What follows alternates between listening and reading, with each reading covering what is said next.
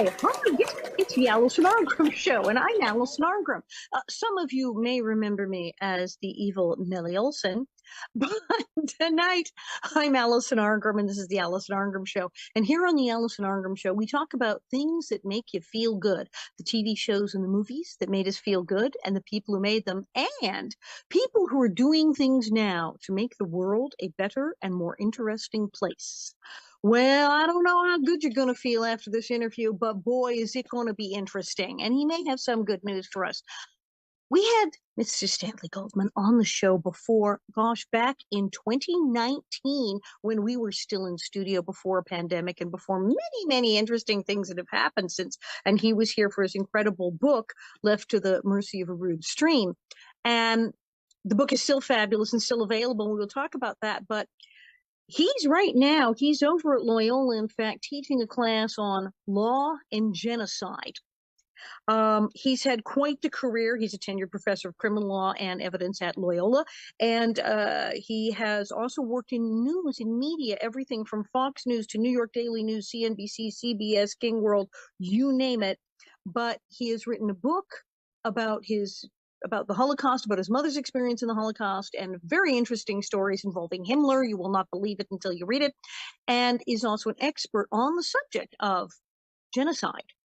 And considering everything that's happening in the world, it's like, oh, it's time to call Stanley again. Welcome to the Allison Arngrim Show, Stanley Goldman. Oh, always a pleasure. It's really nice to see you again. It is good to see you again, because here we are Zooming. Well, we've done some stuff in studio, but we love in the Zoom. A lot of people are out of town or across the country on the road and say, well, I can Zoom in and be on the show. So it's like, yeah, Zoom is still with us, even if we have a safe day in the studio. So how the heck have you been? And how is the book doing, and where are you working now? I'm still a professor at Loyola Law School, where I've been teaching for years, and I'm teaching, criminal law in the fall, and I teach a course in law and genocide in the spring, along with a course in evidence. So when I'm not talking about murder in the criminal law class, I'm talking about mass murder in the genocide class. So I live just an upbeat life. It's just, yeah. it's fun. Yes, it's very relaxing. Not the things you discovered in writing your book, Left to the Mercy of Rude Stream, about your mother, was just amazing. I mean, one, the fact that she survived through a series of events that, as you're reading, you're just going, that can't, it did happen. No, wait, she's not going now. And then she got out of that one.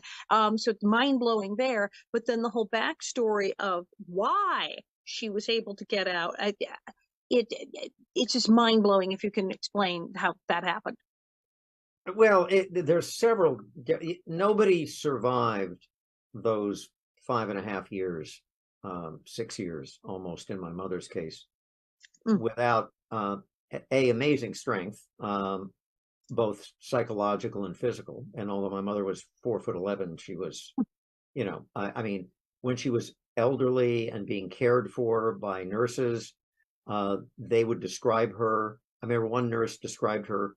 I came in one day and they described her. They said, your mother's the strongest person I've ever met. And I said, oh, yes, she's very, very emotionally strong. She wouldn't have survived without it. And they went, no, physically. This is my 86-year-old mother who didn't want this 6-foot-tall nurse to take her somewhere. And when the nurse refused and insisted on taking her, my mother, who was paralyzed completely on her left side, but still had use of her right side, took her 4'11", 90 whatever pound frame, her right hand, grabbed the nurse around the bicep and squeezed it. And the nurse said, that was the most pain I've ever experienced in my life. It's as if somebody put my arm in a metal vise and started to tighten, and I dropped your mother because I couldn't take the pain. So you ought to be psychologically prepared to survive. And my mother survived on hatred. She wasn't going to let those, as she would say in her own words, I can do my mother quite well after living with her for so long. I'm not going to let those damn Germans win. She said that during the war, according to people I knew who were with her. She said it after the war about not dying because the Germans were paying her a reparations check every month. And she would say, don't worry, Stanley, I'm not going to let those damn Germans off the hook from sending me my check every month. That was exactly the way she sounded and exactly what she said. So it was anger that let her survive, and also a certain amount of luck. You'd strength of physical, emotional, not enough. And at every moment in time when you'd think my mother was on the verge of being killed, some small thing would intervene, and sometimes it was her agility of mind that let her take advantage of it, and sometimes it was just circumstances far beyond her control. And the bizarre title to my book, Left to the Mercy of a Rude Stream, is a paraphrasing of a line from one of Shakespeare's plays. It's about the flotsam and jetsam of history, the fact that these, there's little cardboard can float on the gets moved along, a little twig with the mercy of history. That's what the line is about. It's the mercy of history. You're being dragged along with it. In many ways, she certainly was. Sure, she survived so many things that at one point she was in a factory where they were enslaving people, and everyone was being bombed, and they kept not getting hit by the bombs, and she kept surviving when they were hit by anything, to the point that the guards got scared and said, "It's that woman." The guards started to treat her like a kind of lucky charm. They wanted to be near her because bombs would explode from the place, literally on the factory grounds, and these are bombs being dropped by the Allies. I may tell you, of course, because my mother. I'll tell you one quick story, but one of many. My mother is in Auschwitz. Yes, she's there. She's not only there, she's in line to the gas chamber. She's not only in line to put the gas chamber, but she's on the steps. And I have this not only from a woman who was with her, who told me that story, who lived long enough to tell me, but I have it from a woman who was with my mother, who I never met, but gave a testimonial to the Holocaust Museum in Israel, and I was able to find the testimonial. And they described the fact that they and a few other women in the line, there was a line of women going in, they were on the very steps about to go next. And as the woman in the testimonial described, 2 minutes later, I wouldn't be here, but instead, the line gets cut off right in front of my mother, literally just right there. And a whole bunch of Polish Jewish women are taken off. They're given clothes, obviously just worn by people who are no longer alive. They're put on a train. The doors of the train are shut. They ride slowly, 3 days, 3 nights, no water, barely any air, no food. They have no idea where they're going, what's going on. Finally, 3 days and nights, train stops. They open up the doors. They're in the middle of Berlin. What are we doing in Berlin? There was a factory there that needed workers. They had sent word to Auschwitz that they wanted workers, but we want non-Jews. I didn't write this in the book because I didn't have any support for it, but my mother's group of women were placed in what the barracks, which were called lagers. They were placed in a lager that had been occupied by non-Jews, in fact, Roma, gypsies. Matter of fact, it was referred to as the gypsy lager at the time. Okay. The inmates referred to it as that, as did the guards. The prisoners referred to it as, and so I think when they cut the line off and took all these Jewish women away, I'm not entirely certain the guards knew they were Jews. So what I describe is the fact that they arrived, and all of a sudden the factory ended up with Jews, and those Jews ended up still alive. That's those moments when she was being bombed in the factory, and the factory being in Berlin. She was there for 9 months in this factory working in Berlin, and it's constantly being bombed day and night, day by the British, nighttime by the Americans, and wherever she was, the bombs wouldn't fall. So they started viewing her and the few other women with her as kind of good luck charms, a kind of mascot of these are the Germans who work there, and as a result, she was able to get a little extra food because they would give her pieces of the workers, the German workers would give her and guards would give her pieces of their sandwiches so they could sort of stay by it. So she and she would share them with this other friend of hers who only died about 3 years ago, by the way, about 103. I was there with her when she died. I came to visit her, and they would get this little extra food, and it was enough to keep them going. Yeah, that's and by the way, there's a story today in the New York Times. I will just bring it up. Today in the New York Times. Today in the New York Times. And in fact, I actually spoke with the reporter a few times because he heard about my book, and I sent him a chapter out of it relating to what he was writing about. There was a German industrialist named Elfried Krupp. Krupp, you always talk about Goering being second in charge of the Nazi, Hermann Goering, or in reality, probably the most powerful politician in Germany next to Hitler was Heinrich Himmler, who ran the SS, and as interior minister as well was responsible for the day-to-day operations. They described it as working towards the Fuhrer. They kind of get some broad recommendation as to what Hitler wanted, and then it was Himmler's job to basically do it, put into action. But if you really want to, and I don't disagree with that, but it's arguable that the second most powerful man in Germany was the industrialist Alfred Krupp. Krupp ran the factories that built the munitions, the tanks, the guidance systems for the bombs themselves. He was the biggest industrialist in Germany. He was a supporter of the SS since he was basically a college student. He'd given them money. He was an original member of the SS. A Nazi who died, according to one historian who was very well respected, died with a copy of Mein Kampf on his bedside table as he died. He died like in the late 1960s, and still the Nazi to the end. And there are two things I want to say. Powerful because even not in the government, he had the money. He was building. He had the money. He was, and so, in fact, absolutely, there's a suggestion from historians that he may be the one who recommended to Hitler, in a conversation between the two, that Hitler use the prisoners in the concentration camps as slave labor for the factories. That there's an argument. It may not have been the first, we don't know, but there seems to be no question he recommended that to Hitler, as an idea. Well, two things. One, that's one of the factories my mother was in Berlin. She was in the Krupp factory in Berlin. They had one in Berlin. There's somewhere, if you go into Berlin, there's a little placard where the factory and the barracks were, where the Jews were kept for that period of 9 months when they were there. They're no longer there. They were torn down to build buildings, after the war. So it was in one of Krupp's factories. She and the other slave laborers were put to work.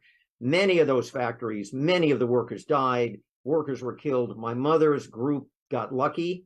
They were, perhaps because they were in Berlin, perhaps because the person in charge of the factory was a Czech from Czechoslovakia. It wasn't quite as rabidly anti-Semitic as the normal the person who ran a slave labor camp. Also, he didn't quite know what to do with them because he hadn't had any Jews before, and he wanted non-Jews because he was that much of an anti-Semite. But so there were no intentional murders, oddly enough, during this period in this factory, though there were in many other factories.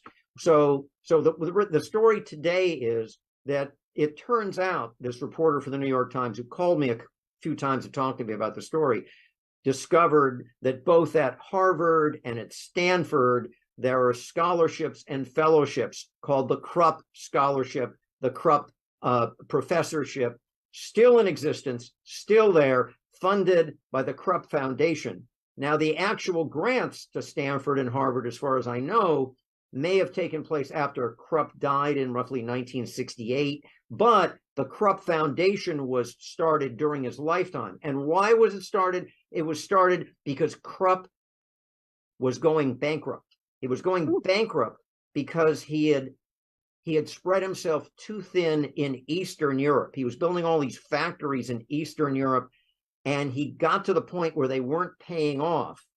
And he couldn't make his interest payments to something like 256 banks and lending institutions in Germany who held his notes. So the only way to get around this was to restructure the company and declare a significant portion of it a foundation. So it's this foundation used by this Nazi that are actually the Krupp Fellowship, the Krupp Professorship at these universities. Mind you, interesting enough, the reporter one day called me from the road, to talk about the story. And I said, where are you right now? He said, I'm driving by Princeton. You mean Princeton with the former Woodrow Wilson School of Business? And they took his name off because he was a racist? That School of Business? And they said, yep, I'm driving right by it. And here we've got Harvard and Stanford, without any hesitation, no footnote to the fellowship. This is, by the way, money from one of the most powerful Nazis, who ran, had 100,000 slave laborers working for him. I mean, during the course of the war, 100,000 total. The foundation trick, I mean, that's the oldest trick in the book. Right. People who have a lot of money and are running out of money because they ran up too much debt go, I have a charity. Look, I have a charity. I have a charity. Yes, starting a nonprofit is an old trick. But that's it again. It is mind blowing. We see that. I mean, today in the New York Times, not last week, even, not 20 years ago. Today. Yeah. And I remember reading about how after the war, there were scientists that our government, our military wanted to talk to. So they went, they're Nazis. Well, let's have them come over anyway. And the number of people were great big openly Nazis who were embraced by the U.S. and the United States government. Krupp, by the way, the Krupp I'm talking about was convicted at Nuremberg. He was sentenced to years in prison, and after serving 3 years, he was released by the American who ran it because they thought it would be more important, and all of his property was taken away. One of the penalties at Nuremberg was he lost all his factories, he lost all his money, he was sent off to prison. 3 years later, the United States representative who was running that area ordered him released and ordered all his money given back to him. So the point was, not 9 years later, he was the richest man in Europe. Taking his money back, he was the richest. And part of his penalty was, we take all your stuff. Right.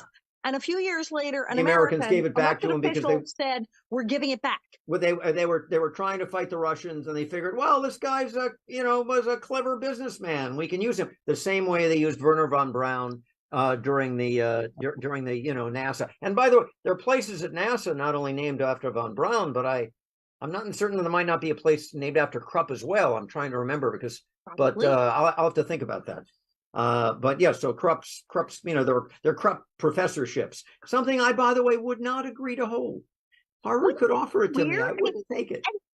Have they talked to people who hold a professorship, who have a Krupp professorship? Honestly, I don't know. I don't know if it's filled. I don't know anything Jewish about professors who are sitting there with a Krupp professorship? I don't know. But it might as well be, in my opinion, the Hermann Goering Fellowship. Yes, it's absolutely no different. Or pick Nuremberg. picked Jefferson Davis. You might as well have a Jefferson Davis scholarship at Harvard, because we're talking about a mass murderer of racist dimensions who never either, not even apologized, no less, but still was a believer in their cause. Is there something that, I mean, it's always astounding to me that Nazis just don't go away. It seems if it's a long time ago. No, they're not going away. No. What is it about Nazis that so many Americans and people like this, like, well, he's a businessman or he's a scientist, that people want to embrace Nazis? Because we look historically that after war, many people who were indeed powerful Nazis and completely unrepentant were absolutely embraced by the United States and other countries. And we see now people who are spouting Nazism, anti-Semitism, and all sorts of things, sometimes apparently for attention, and other times because they really believe it. What is it about this that we have people who seem to really, really like Nazis? Because I don't get it myself. It's a simple answer.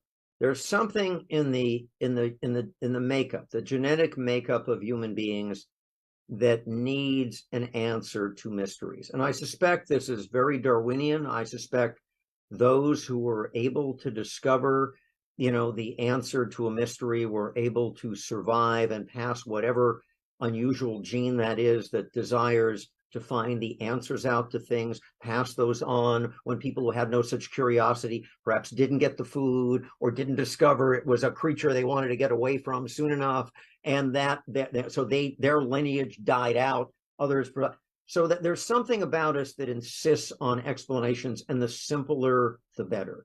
And so you take QAnon, and you look at the QAnon, their language, everything about them. It is classic, absolutely classic. And I said this when it first emerged. Before I didn't hear it. All you had to do was listen to it, and you knew this is classic anti-Semitism that really began to. This particular brand of anti-Semitism has been around a long time, but it really got its engine going in the mid 1800s. And that is the business that the Jews are running everything. We can name, all they've done with QAnon is take the word Jew out and referred back to it subtly. There's a group of elitists who are running this group. We were talking before you came on, this group in Germany who just tried to take over this group in Germany, and I was reading about it. It's like, okay, there were like 25 people arrested, and they were going to stage a whole insurrection and kill some people and blow up buildings and whatnot. And they got those people, but they had a guy, a Prince Heinrich, who they call Prince, and is like running a little tiny country in his yard. And it's all very weird, and it sounds like a bad movie, because as bizarre as it was, they weren't saying, oh, we want to take Germany back to the 1930s and have that. No, they want to go back to 1918, to the time of the Kaiser. That's and right. They believe that the whole government of Germany, since the Kaiser, is illegitimate, and the guy they're carting around who they say is a prince, it's all has to do with the Kaiser's family. So they're going back before World War II. They're going to Kaiser. And I was like, what insane, bizarro, bad movie plot is this? It's all why over the internet. And that is that this belief that some unknown, not easily identifiable, sometimes identified by them, but corporation, bunch of individuals are running the world. This group believed that the German government wasn't really running the country. It was this group of this elite group behind them. There's a reason why you can't understand why things are going wrong. There's a reason why things have gone south for you. It's not your fault. It's this secret other group we have to eliminate. And the trouble is, the Jews always seem to be attached to it. Now, look, Dave Chappelle, yes, there's a lot of Jews in Hollywood. You know why? Because at the time movies became a big deal. There was a big wave of Jewish immigrants coming over from Eastern Europe. And you know what happens with immigrants when they come over? There's certain jobs they can't get. Also, they're really hardworking. So they came over just in time to get into the movie business, which was a fledgling business. And they got comic books are because other people didn't want to be in the movie. They took jobs. People didn't want to go make movies. And so that is why comic books are my favorite bizarre illustration of this. The comic books were created by a bunch of Jewish writers. Why? They couldn't get work in ad agencies. So they had to go do something that most people didn't want to do. Most writers wouldn't have anything to do with these comic books. What are you, crazy? So it became a joke. I'll tell you now, you think Jews run the world, go to a board meeting of GM. Count how many Jews there are in the board meeting of board of directors of General Motors. You won't exactly, it doesn't look like Hollywood. It doesn't look like a group of people. It's only a limited number of places. There's only 15 million Jews in the entire world. It's 1.5% of the American population are Jewish, right? It's a very tiny percentage. There are vast swaths of this country that Jews have nothing to do with. Well, there's also Hollywood's kind of visible. Go to a country club or a golf course where very rich people hang out at the golf course and make business deals. There's still places that say, "Oh, I'm sorry, this is an exclusive club. We're restricted." There's still places that will not let Jews be members. Look, I'll give you one example of what I think is blatant, and maybe nobody else agree with me, but what is an example of a history of blatant anti-Semitism and also a subtle kind of anti-Semitism that exists today. There was a true story. There's a ship leaving, with Romanian Jews fleeing the Nazis in World War II. It heads to the U.S. to try to get some freedom, and of course it arrives, and just like most of the ships, it's turned away. The refugees are not accepted. Not that there was no quota left to admit them. There were quotas put on Jews coming over when everybody realized in the 30s they were going to come. So the State Department, which was not particularly friendly to Jews, as an understatement, we created a quota. We haven't even got anywhere near the quota. So these ships were being turned away, even though they would have been fine, under the quota. They're turned away. Most of them went back, and the human cargo on it were eventually in the camps. Some of them managed to land other places. This one ship filled with Romanian Jews made a left turn, and sure enough, not a common occurrence, they were allowed to disembark in Havana. A young woman, a Romanian Jew, gets off the ship, is aided by the small Jewish community there, primarily made up of Sephardic Jews. I don't know if the audience knows, Ashkenazi Jews are Jews whose ancestors are sort of from Eastern Europe and Germany, in the sense of where 1,000 years ago they settled. Sephardic Jews are ones who in Spain, and many of them, when they were thrown out of Spain in the not entirely coincidental year of 1492, were thrown out of Spain. Some of them went to southern France and some Italy. By the way, the ones who came to Italy brought with them from their a fruit that they had become a staple of their diet, and they introduced to Italy. It was called the tomato. Yeah. So these yeah, they bring in and a number of them went to our countries on the southern they're now what we would call Arab countries, the Muslim countries, and some of them then left for the Americas after a period of time. One such community, a small one, started in Havana in Cuba. And she gets taken in, and she marries a Sephardic Jew, and they have a little kid. And a few years later, when the boy is still small, they get on a little tiny rickety boat, and they travel with the 90+ miles to America to flee the communists, because the father was a small businessman. They had a small business, and the communists didn't like business people, just like and there were a lot of the Jews in the community had gotten into businesses, so they escape the communists, and they make it to American shore, and this time they're let in. What a remarkable story of the history of American refugees and immigrants. I know that story because I know that child. I know that boy. That boy was a student of mine. That boy was a student of mine who sent me a very nice note about a year and a half ago when Joe Biden named him head of Homeland Security. What? Thank me for having taught him. So the head of Homeland Security, Alejandro Mayorkas, is a half Sephardic, half Ashkenazi Jew. Did you know that? I did not know that. No, okay. The whole thing. No, did not know that. And I think this is an example of a combination. I think perhaps and by the way, he's still Jewish. He practices. I think the administration is afraid of indicating who's Jewish and who's not, because it turns out the Biden administration has more Jews in it than any other administration in history. But as soon as you said Homeland Security and Jew in the same sentence, right away, I knew it. Well, the anti-government groups who are extremely anti-government also tend to be really anti-Semitic, and hearing that the head of Homeland Security is Jewish, they will go nuts right about now. I don't know. I mean, I would bet you the first person they're going to try to impeach, if they try to impeach anybody, is going to be Alejandro Mayorkas, head of Homeland Security. I bet you that's going to happen in the next Congress. If they're going to go after anybody other than Biden, and maybe before Biden, they'll go after Alejandro. Also, by the way, I will say, because I've been hitting the right wing quite hard, I think there is a subtle anti-Semitism on the left, which is becoming more and more prevalent, because I think both sides, which is shocking, because most people say, oh, well, the left, they're not anti-Semitic, and then people pop up and say things, and you're like, oh, wait, what? What? Yeah. What? Alejandro Mayorkas got his job. The administration announced he was going to be the first Hispanic head of Homeland Security. He is. His father's family dates back 600-700 years to Spain. They were living for a long, long time in Havana. But he's a Jew. Not convinced all that many people on the left would agree he's Hispanic if he's a Jew whose ancestry dates back to Spain, especially when his mother, was although a refugee from the Nazis, so an Ashkenazi Jew. Maybe I'm selling the left wing short here, but I'm not entirely convinced that would placate them to have Alejandro Mayorkas pointed out to be us, because we're often the strangers. We're often the other. No matter where you are, you can't quite fit in because you're not quite one of us. And I think that's true from both the left and the right today.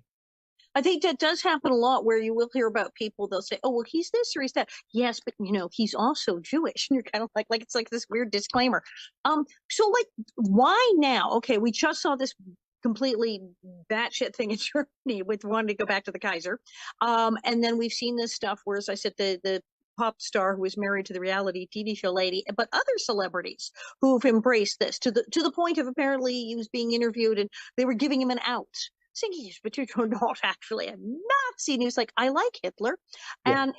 And people who feel that saying that, now it's had financial repercussions. Many people who've made these kind of crazy statements have indeed had their sponsors and various companies they work with say, hey, we sell to the general public, and having somebody say, I like Hitler, it's not really good for sales. We're not going there.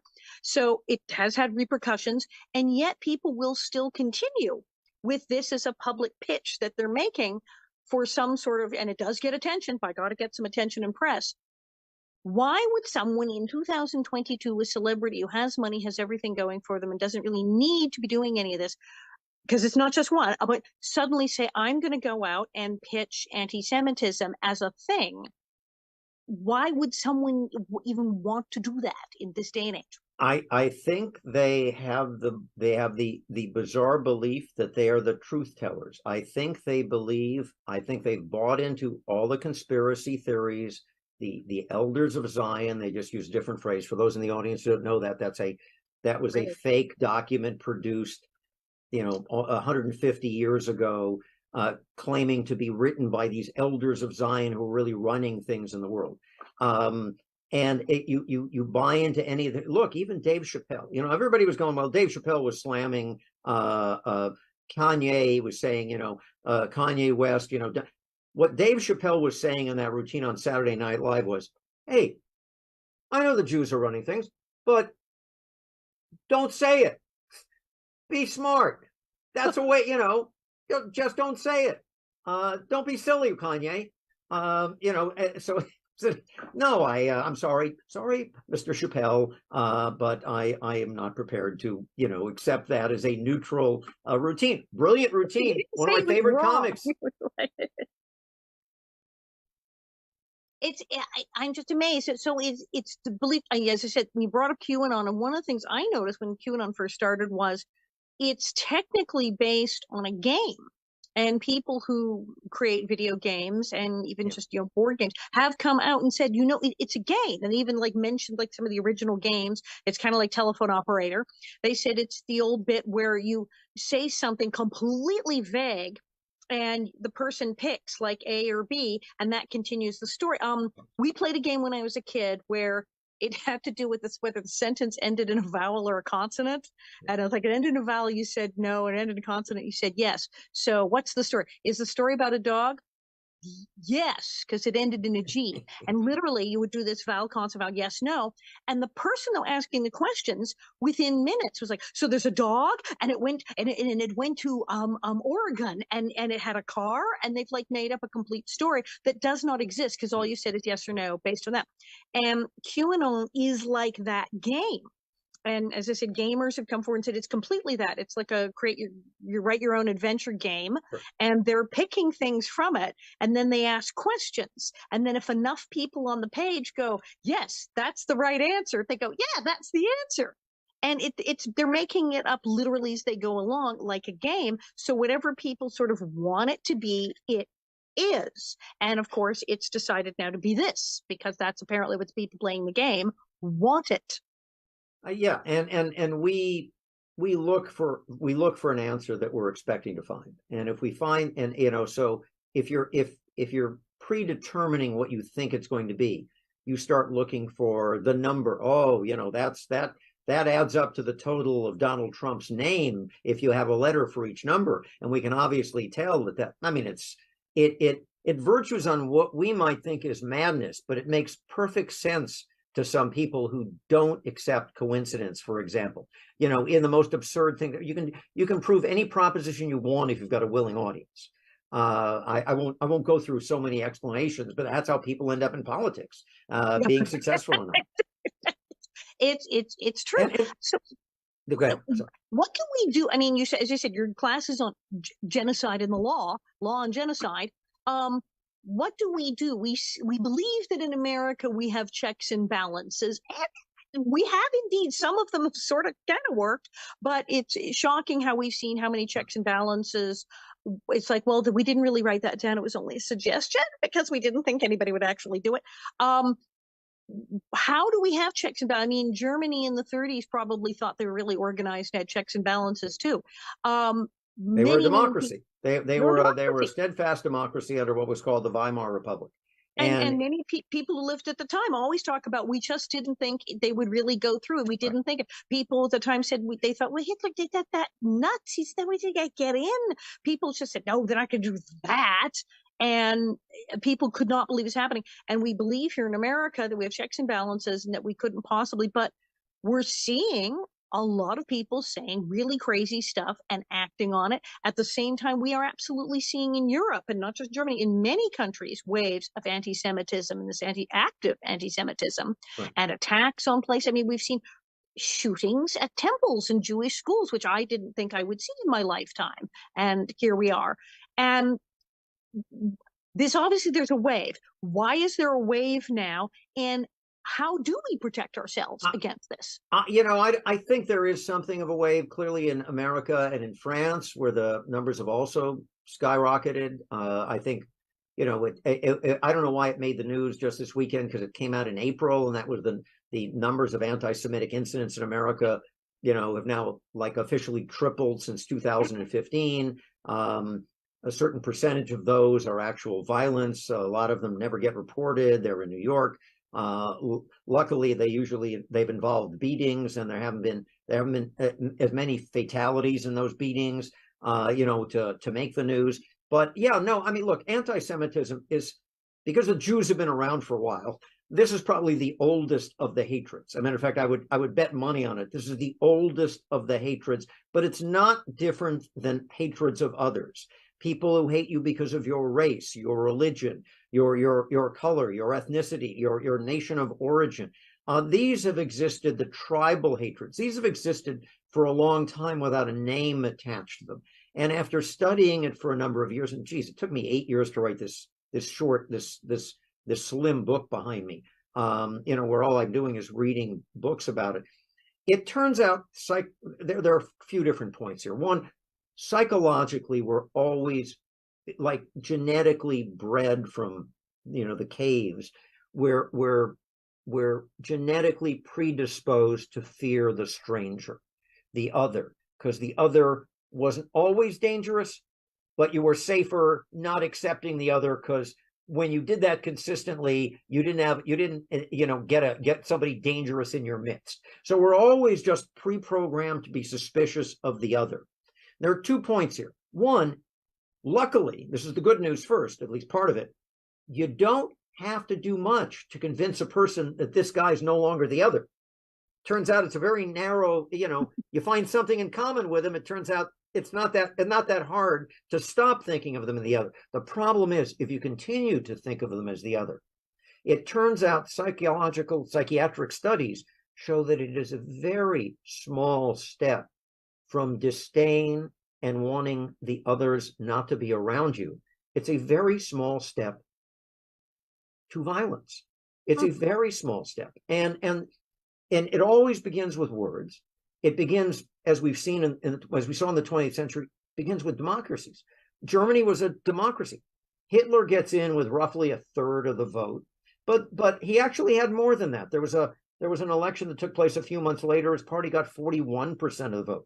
He gets in, and that's the end of democracy. Turns out, how did he get it with 41% of the vote? This is the part. Well, it's a parliamentary system, and you look. I'm not analogizing Trump to this. I don't want to offend any people who vote for Trump by suggesting that he is Adolf Hitler. I am not suggesting that. Okay, let's get this right. I'm not suggesting that, but Trump gets elected with like 46% or something. So is it like a vote splitter where they're like two guys running on the other side? Well, in any parliamentary system, as we can see, there's more than 2 parties. More than 2 candidates. Boom. Yeah. So there was a third candidate running.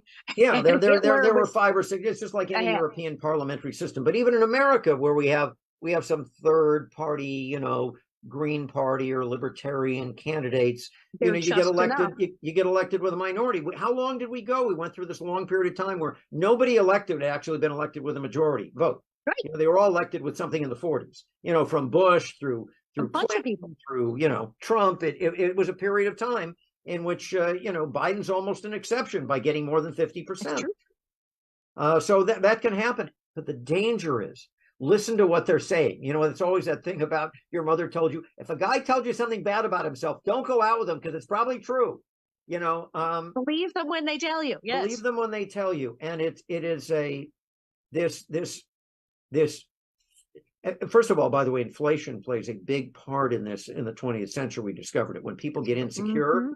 Mm-hmm. That's actually a dangerous point in time. That also, it's that that something's gone wrong when you didn't think it should go wrong. I mean, almost, it's like Trump voters thinking, well, there's no way Biden could beat him. So we've been cheated. That's the way the Germans felt about World War I. No way, given all the propaganda in Germany, the West could beat us. The Kaiser, they just came out of there was the flu pandemic of 19 days. So there was a pandemic, there was inflation, there was a war, and that. Right. Yes. No, there's nothing familiar about that. And there's a stable democracy that was in some respects very open to dissent, very, very liberal, as they call it, democracy, in the sense of they weren't like locking other people up or shutting newspapers, and they were tolerant of other people's opinions. A great thing to do, except when you do that, you always have to be wary. The human nature is to try to to get rid of the other. We've learned the other can be made part of us easily. We've also have to be eternally vigilant, because, as I said, psychiatric studies show there's a small step between deciding someone you want to get rid of, and then deciding it's okay if somebody tells you violence is all right. There's a podcast by a fellow. It talks about what happened in the Holocaust, and he uses illustrations of these mass murdering squads in Eastern Europe. They go around and they murdered 1 million Jews. They literally would shoot them. They just shoot 1 million. They line them up and shoot them. And the people doing the shooting, these were not fanatical Nazis. These were people often older who didn't qualify for the front lines, in the war. So they were used to kill. And these were just like shoemakers and 40-year-olds, who were a little too old to be put in uniforms. And they would go around and they would tell them, okay, this is, we got to do this for the fatherland. This is this is dependent on this. These people are working with our enemies, and so they have 50 Germans with guns to gun down, 2,000 Jews. And some of them, and they would say, there were times when they would say, if you don't feel like participating, don't. And a half a dozen would say, no, I don't want to do this. And they'd walk away. Not one example in World War II, not one example exists of any German saying no and any harm coming to that German. They could have said no, but they came to believe that what they were doing was for a greater good, to protect their families, and therefore they went ahead and became mass murderers when all they literally had to do was raise their hand and say, no, I'd rather not, and turn around and walk away. Something that later, after the war, there people say, oh, we didn't have a choice. And that's a thing, because I remember I was reading about the camps in one of the many books about it, and they talk about people getting jobs and running camps. No, they were like fighting over the good job, the higher up job. It wasn't like, oh man, they're going to make me go. There was no one who was dragged from their house going, here, go run this concentration camp, and here's help me set up this gas chamber. Nobody was threatened with arrest if they didn't run the concentration camp. It was like a high-paying gig. Yeah, it was a gig. It was their career. So many of them were not devoted Nazis. They were just interested in advancing their careers. And if they had to do it by doing what their higher ups told them to do, they were perfectly willing to do it. Maybe not the first time. Maybe some of them hesitated, but after a while, it's just part of the job. I was just following orders. I don't understand why I'm being persecuted. Forgive the voices. It keeps my students awake. But yeah, I mean, there's a book, The Best Years of My Life. There was a guy who, in his town, they all said, "Oh no, it had nothing to do with the Nazis." The whole town said, "Oh no, no, no, no Nazis here." And he said, "No." He told his family, "Nope, nope, nothing." And they eventually found his scrapbook from when he was in the war, and the front of the photo album was called "The Best Years of My Life," and he had it engraved on, and it was all pictures from the camp where he worked as a high Right. ranking guard, where Look, he killed people all it day. isn't just manual laborers like guards. It's not the uneducated. Mm-mm. The judges in Germany were enforcing the so-called Nuremberg laws, which called for things like the death penalty for Jews associating with a non-Jew. The Jew would be executed. This is before the camps, and the Germans also, and after the war, there were trials of some of these German judges who'd sentence people to death, and their answer was, well, I would have been, who knows what would have happened to me? I would have been killed. I would have, I better I have done this than somebody. Not one German was really persecuted as a judge for disagreeing and not going along with these sentences, which is why I use it in law school, obviously, as an illustration. I show some clips from it. They weren't punished. The Germans didn't kill their own. They were not like that. They killed others. You could have said no. You can say no now. It may make you unpopular in your social group to say no. I don't think it's the Jews' fault. But No, you don't want to be a Nazi. And that raises the other question. Can you talk about the law? So, because it starts small, it starts with these things of, well, we're just going to pass a law that Jews on this day of the week shouldn't be here and Jews shouldn't have business here. How do we stop? What do we do legally and as citizens when we see laws being passed that are the beginning of, let's say that everybody in this magical group suddenly is forbidden to do such and such, and you're like, wait a minute, that sounds funky. What do we do? well, we're probably not going to find ourselves immediately confronted with that in America because such rules would be held illegal. But they do start. They do They try. start small and they build.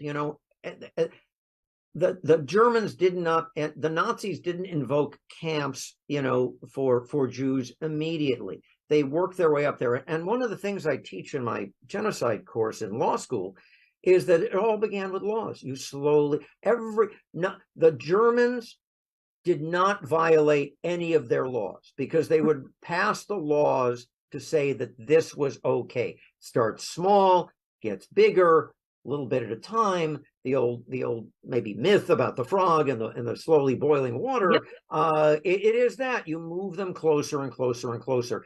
In fact, the Germans for a long time just wanted to get rid of their Jews, but they had trouble finding countries to take them. And at So a they would certain have point, initially been willing to just send them out, just deport everybody, just say, yeah, fine, go to another they country. would have probably at a certain point been willing for that. Although there's another thought of history that they were playing that good game because they wanted to show up the West, knowing the West wouldn't take them. And I'm not entirely certain that the Germans would in fact have given them up. But there was a certain point in time in which they would have clearly allowed a certain number to leave just to get rid of them before the death camps had started.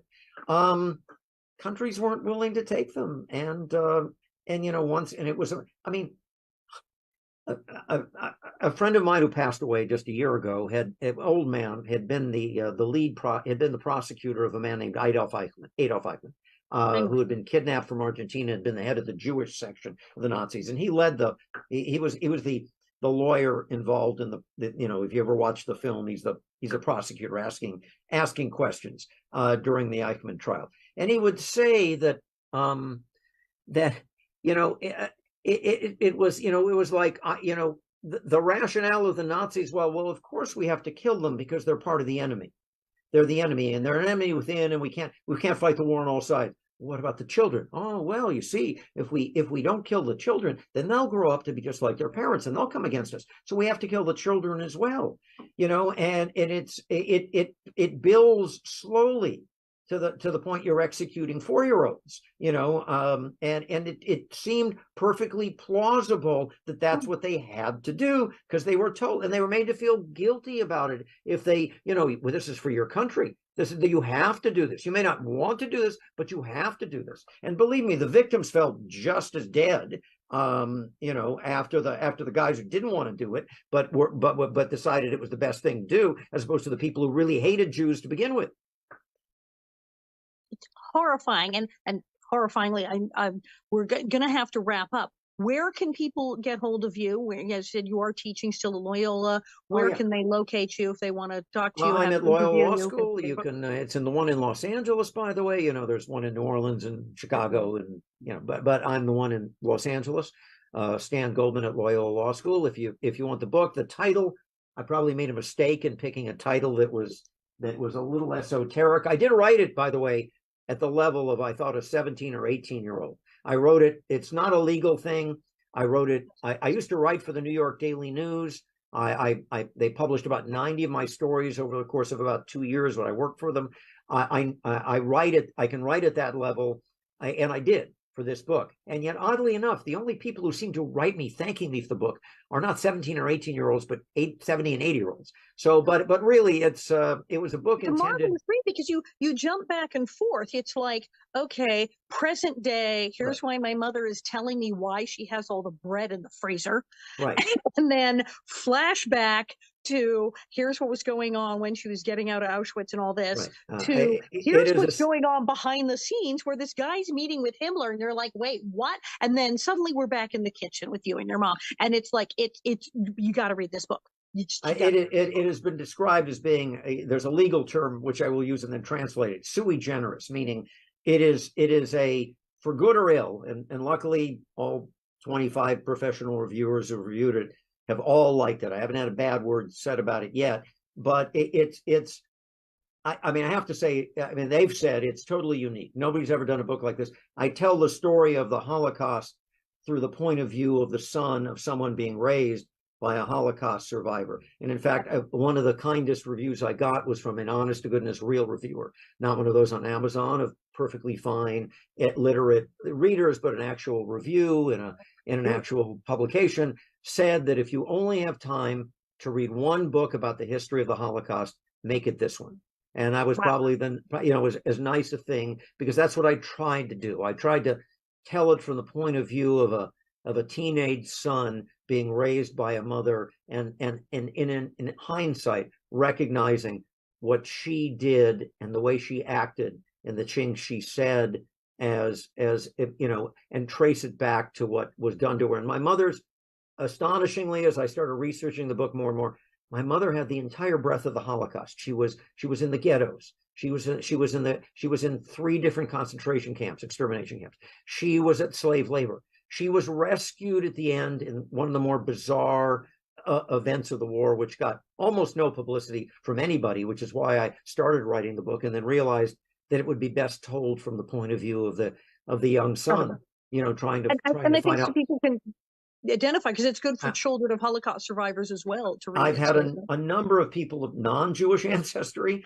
South American, Southeast Asian, who have contacted me, who've read the book, because a few schools have had it as required reading for, believe it or not, literature classes, and have contacted me to say, you sound just like the way I was raised, because the parents fled something in Southeast Asia or fled something in Central America. I said, I really feel this book, because it's as if I just substitute myself and my parents' circumstances for what's going on, because the class in Law and Genocide, it is unfortunately an evergreen, as the newspaper business says, subject. Only the dead will see the end of genocide. It's continuing. Not a happy note, but true. And I'm probably going to wind up having back on again. We can save ourselves yet. Just be vigilant. Be aware of the fact that this is down the road. Is absolutely fascinating. I said the stuff that's going on. I said just in the newspapers, New York Times today.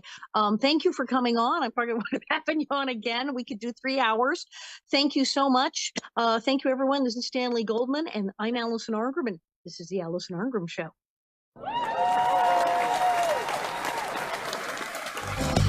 I found my way home across the grand